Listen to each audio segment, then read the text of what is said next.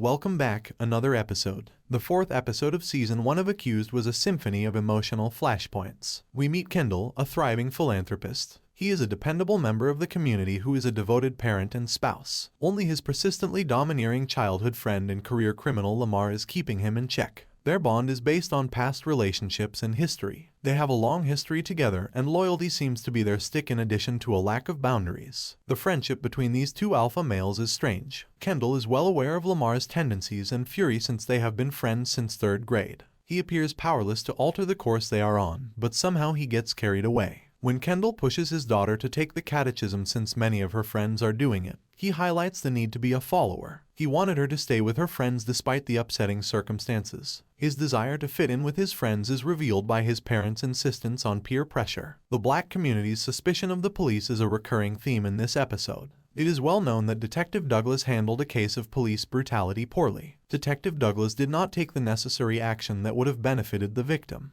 Additionally, the fact that he is black himself turned him into a pariah in his neighborhood. The way Detective Douglas responds to these allegations varies. He occasionally comes out as defensive, but in the end he apologizes. In order to defend the character's conduct, the writers inserted the police brutality component into the plot. They couldn't possibly wait for an ineffective police response. What if Detective Douglas turned his head once more? Even though that anxiety was understandable, it was irrational to imagine that Kendall would miss his daughter's catechism. He is repeatedly shown to be a superior father who is devoted to and preoccupied with his family. But his behavior and his adherence to Lamar went against everything a good father should do. Because of his savior mentality, Kendall has a selfish and destructive need to be the problem solver and the hero. His reaction to Ingrid's need for treatment was to keep up her religious instruction. The story had strong religious undertones. It demonstrates how we tend to attack the symptoms rather than the cause of issues across cultures. He intended to parade Ingrid in a white gown in front of the church, despite the fact that she could not bear to bathe.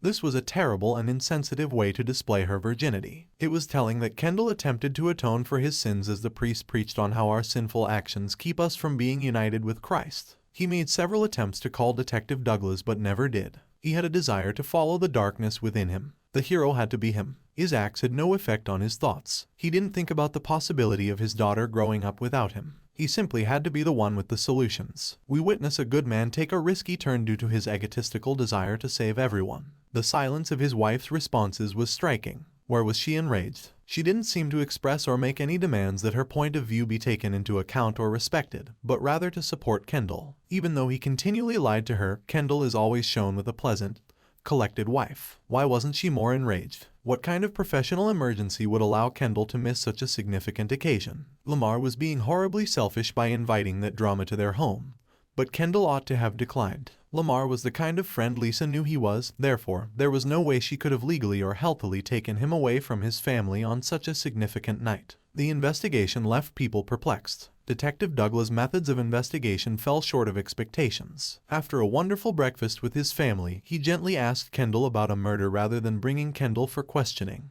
He could have easily been taken in and interrogated if there had been cause. Kendall would have been unable to give his friends a heads up. Detective Douglas insisted that Kendall had a choice, but why? Why didn't he vigorously pursue his cases? He made no inquiries concerning the specifics of this employment exigency. They were not interrogated simultaneously. Who else was working on the case with me? Detective Douglas was only present at the murder and sexual assault. Kendall had no justification for believing Lamar. Lamar constantly identified himself to Kendall and explained why he wasn't going back to jail. Kendall lost all of his goodwill when he trusted Detective Douglas. This episode offered no resolution to the viewers, just like the legal system. Kendall was guilty, but the Perry brothers' horrible deeds gave the impression that he had been treated unfairly. Not at all. He could choose. While driving to the park, he had the option of making a phone call or text to Detective Douglas. He had the opportunity to inform the detective that his friends were looking for the offender. He had the option of staying with his family rather than embarking on a fruitless manhunt. Regardless of who delivered the deadly blow, his acts were unlawful. Despite being aware of Lamar's personality, he nevertheless decided to ride along with him. One cannot be surprised when a snake bites someone who is playing with it. This episode lacked a certain amount of depth. Every conversation was quick and to the point. There was hardly any discussion. When someone objected, it was short-lived. Where was the strength of character in these people? How was Kendall so susceptible to persuasion? Why didn't Lisa react more violently to Kendall's newly discovered propensity for lying and murder? It was immediately clear that David, Lamar's brother, was being used as a pawn by his brother. But along the road, Kendall also turned into a pawn. Thanks for watching, and don't forget to subscribe.